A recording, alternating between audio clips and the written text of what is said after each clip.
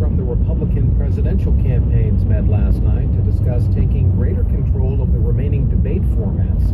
NPR's Arnie Seipel says until now that process had been controlled by the Republican National Committee. They're going to negotiate as a group with the TV networks that are producing debates. The campaigns want to discuss the format for questions, moderators, even the graphics shown on screen. Several candidates have complained that the questioning has been unfair in previous debates. Before future debates, they'll have a group discussion with the broadcaster. Then campaigns will decide individually whether to participate. The GOP contenders were critical of the CNBC moderators in last week's debate. Secretary of State John Kerry is in Kazakhstan today, reaffirming U.S. support to the country's president on a wide range of issues. I know that President Obama is very appreciative of your leadership on the non-proliferation issue, on countering violent extremism, cooperation in the Afghanistan, and counter Daesh. So we have a very strong set of security interests. Privately, Kerry is expected to press Kazakhstan's leaders on the country's human rights record and its crackdown on political dissent there. And Visa says it's buying Visa Europe in a deal worth more than $23 billion in cash and stock. I'm Dave Mattingly, NPR News in Washington. Cabrini College is proud to support WHYY, now offering part-time doctoral degrees in organizational development and educational leadership. Cabrini can help you earn a PhD or EDD in 3 years without giving up your life.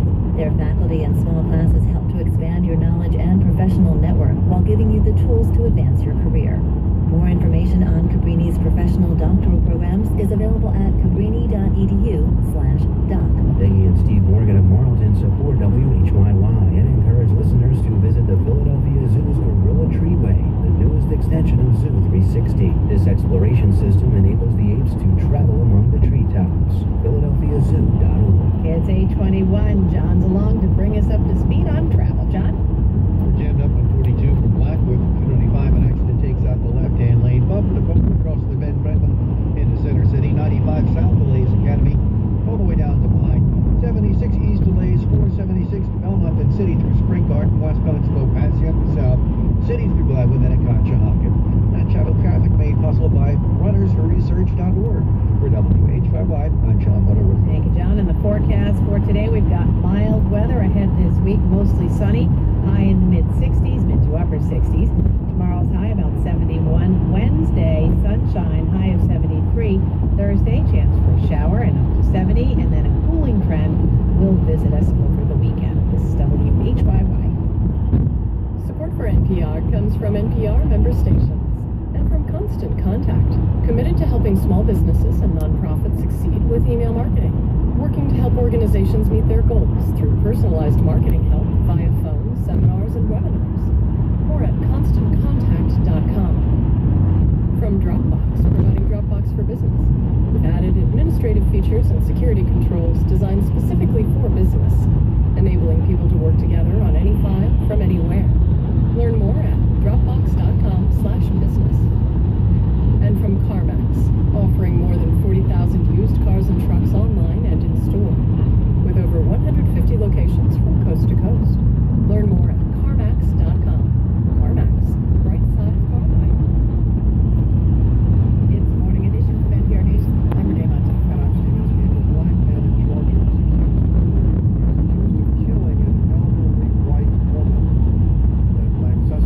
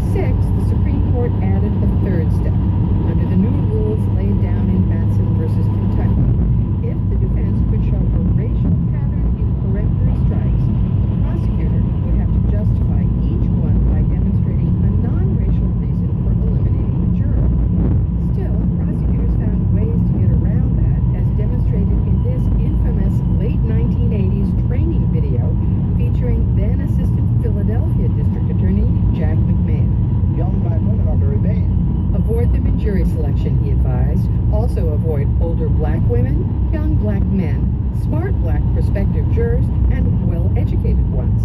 But McMahon reminded the trainees that they had to come up with a non-racial reason for their strikes.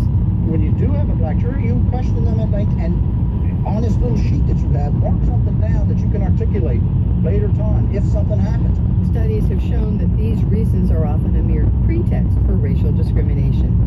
At Timothy Foster's trial, the prosecutor used 4 of his 9 peremptory strikes to knock out all 4 qualified black jurors in the jury pool.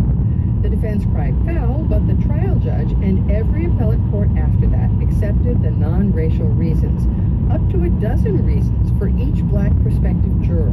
Reasons that included failed to make eye contact, looked bored, was a social worker, was divorced, and so on. The appellate courts continued to accept these excuses even after Foster's lawyers obtained the prosecutor's notes in 2006 under the Georgia Open Records Act.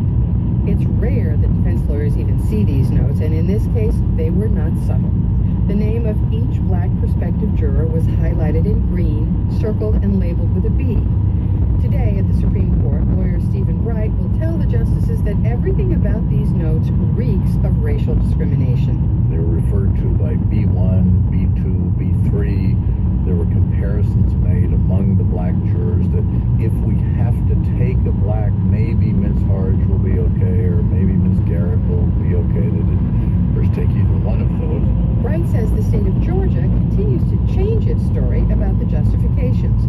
For example, prosecutors initially said they struck juror Eddie Hood because he had a son close to the defendant's age.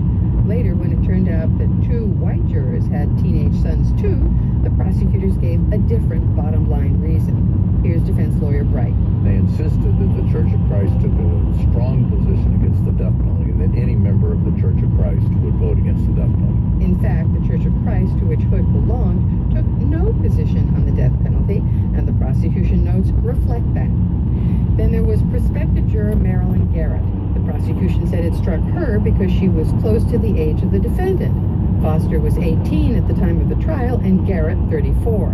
In contrast, the prosecution accepted 8 white jurors under 35. The state of Georgia refused to provide anyone to be interviewed for this broadcast, but the state's brief says that any attempt to characterize the jury challenges as racially motivated ignores the multifaceted nature of jury selection. The brief contends that the only reason prosecutors labeled the race of the prospective jurors was to rebut the anticipated race discrimination claim by the defense. No briefs have been filed in support of the state of Georgia's position in this case, but that group of distinguished former state and federal prosecutors we talked about earlier is urging the Supreme Court to invalidate Foster's conviction because of what they called blatant prosecutorial misconduct. The brief notes that study after study has shown that when it comes to getting rid of racial discrimination, the current system doesn't work. Prosecutors make a game of giving pretextual explanations. In North Carolina, for example, handing out a 1-page list of these reasons in training sessions, and judges look the other way. Again, lawyer Bright. Very hard politically with elected judges.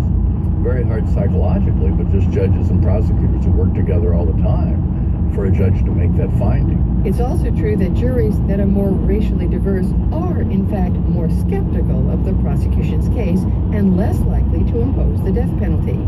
And defense lawyers use their strikes, too, to try to even the racial odds. A 2004 study by the Capital Jury Project found that in cases with a black defendant and a white victim, the chances of a jury imposing the death sentence were sharply lower if 1 or more black men served on the jury. Today's case before the Supreme Court is widely viewed as a chance for the justices to once again rap the knuckles of the lower courts. But it's unlikely the court will be willing to establish hard and fast rules to prevent the kind of systemic discrimination that most in the criminal justice system acknowledge has plagued the courts from Alabama to California. Most experts say the only way to do that would be to eliminate or drastically limit peremptory strikes. And that's a non-starter with most trial lawyers who believe these challenges are an essential tool for selecting a jury. Nina Totenberg, NPR News, Washington. It's Morning Edition from NPR News. We're listening WHYY. Coming up in about 15 minutes, author J.K. Rowling of Harry Potter fame talks to David Green about her nom de plume, Robert Galbraith. Support for WHYY comes from Comcast, NBC, Universal. Since 2011, more than 2 million low-income people have benefited from low-cost, high-speed internet through the Internet Essentials program. Learn more at ComcastCorporation.com/IE. I'm Mary Cummings, Jordan, WHYY News. Good morning. Police in Kennett Square say needle-like objects have been reportedly found in candy handed out to trick-or-treaters over the weekend. The objects were apparently found inside wrapped candy bars given to 5 different children Halloween night, and police are urging parents to check all candy their children were given. According to investigators, the candy and packaging have been submitted for examination. A health system north of Philadelphia has taken the unique step of posting retail prices for common medical procedures online. As WHYY's Alana Gordon reports, it's a response to patients who are shouldering more of the cost of care. St. Luke's University Health Network in the Lehigh Valley recently began listing prices for about 80 common outpatient procedures, everything from MRIs to meniscus repairs to endoscopies. Francine Botek with St. Luke's says patients keep asking about cost because they're paying more out of pocket. It was our desire to be proactive given the rise in the higher deductible health plans. The prices listed represent the whole package of services related to that care. So that would be the surgeon to perform the procedure, the operating room time, any x-ray. Historically, it can be hard for patients and even providers to understand the full price of a procedure because doctors and hospitals may bill separately. Under the new initiative to participate in St. Luke's system, agree to take a fee from the hospital instead of issuing a separate bill. The healthcare industry has been experimenting with different financing and transparency tools, but Francois Debrant with the Healthcare Incentives Improvement Institute thinks what St. Luke's is doing is unusual. I haven't seen other hospitals be this aggressive in saying, here's the package price, here's what we're suggesting.